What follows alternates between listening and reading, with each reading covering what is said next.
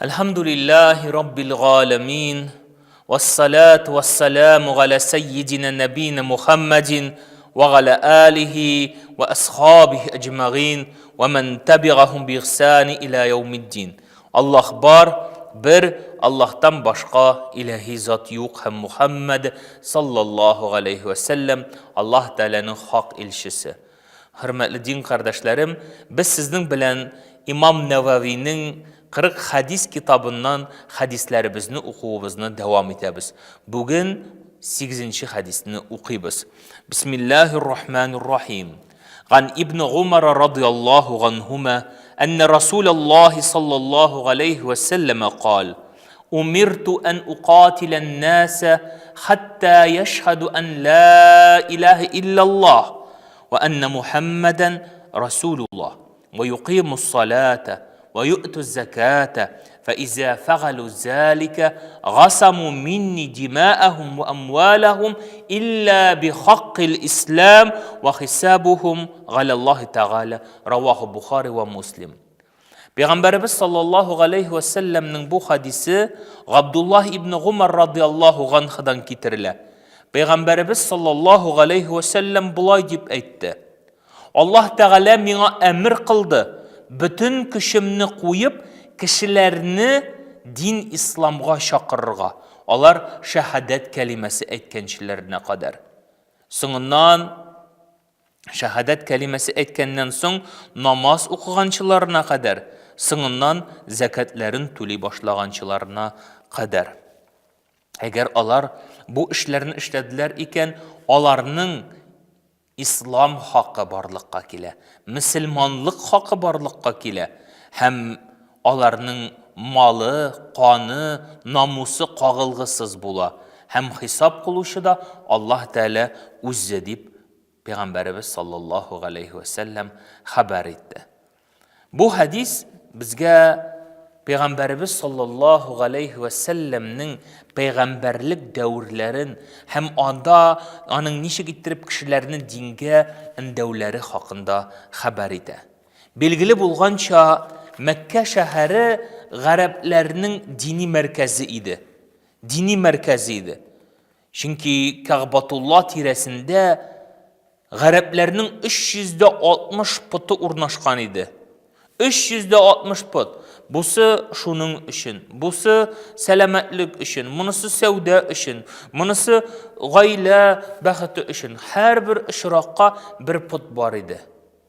Nindi de bulsa kişinin birer meşakkatı buldu iken, ol şu putlarga kelip hayvan çalgan, kurban getirgen, endi bu putlarını qarap turuşu hocalar bulup, alar şu hayvanlarını jiyip, satu etip, üzlerine zor tabuş alganlar.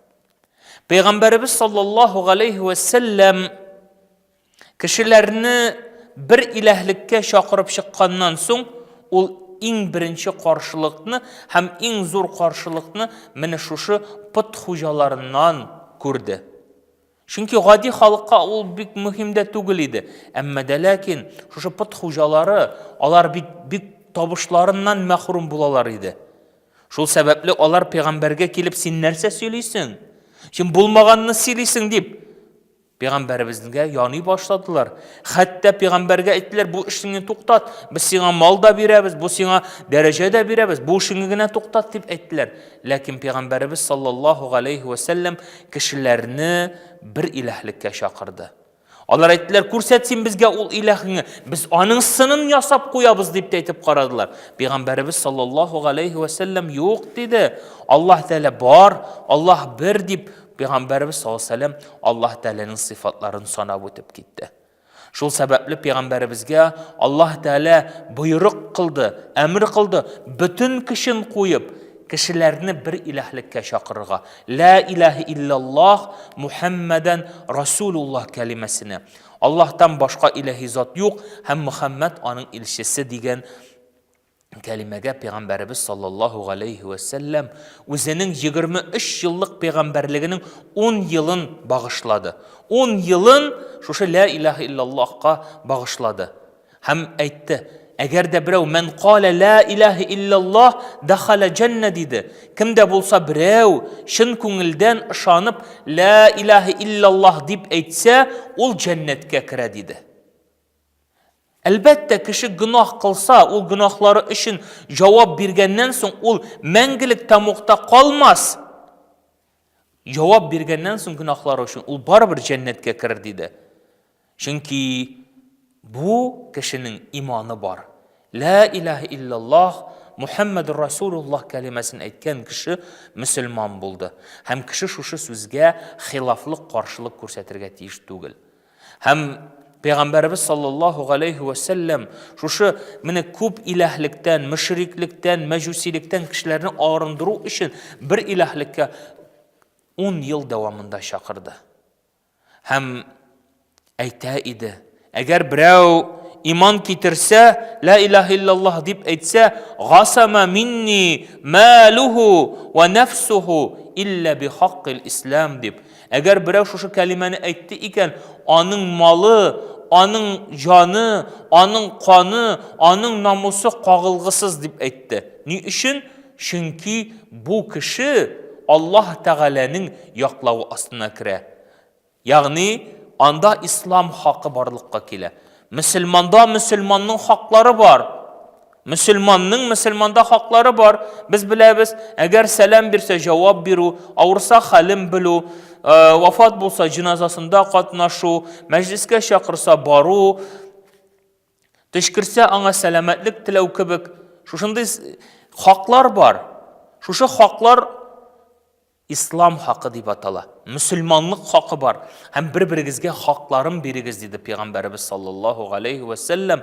Шуның өчен ул кеше Аллаһ Тәгаләнең яклауы астында булды. Һәм бер кеше дә аңа әйтә алмый, син шулай, син тегеләй, син булай дип.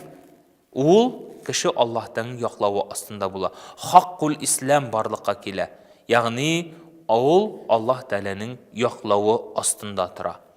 Һәм монда хадисләрдә китерелә бары тик 3 очракта гына.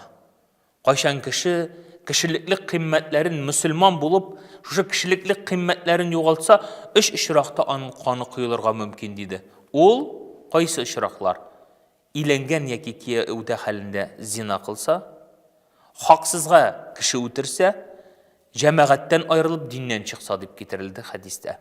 Менә бу 3 очракта мөселманның каны кыйлырга мөмкин. Калган очракта ул Аллаһның яклауы астында дип китерелә. Һәм мөһим әйбер монда инде, ул да булса, Аллаһ Тәгалә үзе аларга хисап кылыр. Хисабухум галаллаһи Тәгалә. Аллаһ Тәгалә аларга үзе хисап кылыр дигән сүз, ягъни бер кеше дә аларга хисап кыла алмый. Син шулай, син булай дип. Хисапны Аллаһ Тәгаләгә калдыр. Хөкем чыгарушы булма. Бу җәннәт әһле, бу җәһәннәм әһле, бу изге кеше Аллаһ Тәгаләгә яхшырак билгеле. Аллаһ Тәгалә әйтер, кем анда минем исемнән хөкем чыгара? Кем аңа бу хакны бирде дип. Кем аңа бу хакны бирде? Бер кеше дә бирмәде. Шул сәбәпле менә хәзерге вакытта килеп чыккан төрле секталар, фиркалар дип әйтәбез. Алар шулык мөселманнарны кеферлеккә чыгара. Менә бу иң куркыныч әйбер. Мөселманны кеферлеккә чыгара. Ул хакны кем бирде аларга? Бер кеше бирмәде. Менә моннан сакланырга кирәк. Чөнки син бер Пәйгамбәрбез саллаллаху алейхи ва саллям бер кешегә дә син кафир дип әйтмәде. Бүтән кешегә мәрхәмәтлек күрсәтеп аларны ислам диненә чакырды. Һәм монда хадистә ихтибар бирергә кирәк шул әйберне, монда искә алынган шәһадәт кәлимәсе, намаз һәм закат. Чөнки Пәйгамбәр саллаллаху алейхи ва саллям 10 ел ла илаха иллаллах кәлимәсенә чакырды. Аннан соң 10 елда намаз фарыз кылынганнан соң 10 пәйгамбәрлек елында ул кешеләрне намаз укырган ди башлады. Ә инде 2 хиҗри елда закат фарыз кылынганнан соң закаткә өндәде. Монда әлбәттә намаз, уразаны да, хаҗны да кертергә була. Ләкин Пәйгамбәрбез саллаллаху алейхи ва саллям намаз белән закат Коръәни Кәримдә бергә килгәнгә, аерылгысыз булганга күрә аларның икесен бергә искә алды. Һәм Безнең хәзерге көндәге вазифабыз ниндән гыйбарәт була? Ягъни искә төшерүдә. Ничек иттереп Пәйгамбәрбез саллаллаһу алейхи ва сәлләмгә Аллаһ Тәала әйткән кебек: "Фазаккир иннама анта музаккир, ласта алейхим бимусайтир, илля ман тавалла ва кафар, фаюгаззибуллаһу газабал акбар, инна илейна иябахум, сумма инна алейна хисабахум." Гашия сүрәсенең 21-24 аятларында Аллаһ Тәала әйтә: "Эй Мухаммад, син искә төшер, бары тик син искә төшерүче генә. Син бер кешенең дә теләгенә хуҗа түгелсең. Әмма дә ләкин бил, һәрбер кеше безгә әйләнеп кайтачак һәм без аларга үзебез хисап кылачакбыз" ди. Шуның өчен нәтиҗә чыгарып әйтәбез. Безнең һәрберебезнең вазифасы булып нәрсә тора? Кешеләрне ислам диненә чакырырга, хикмәт белән, матур сүз белән үзебезнең үрнәгебездә. Һәм һәрбер мөселман кардәшенә үзенең хакларын бирергә тиеш. Аллаһ Тәала сөйләгән сүзләребезне күфер кылмасын, сөйләгән сүзләребез белән гамәл гыйбадәттә булырга насыйп итсен иншаллаһ.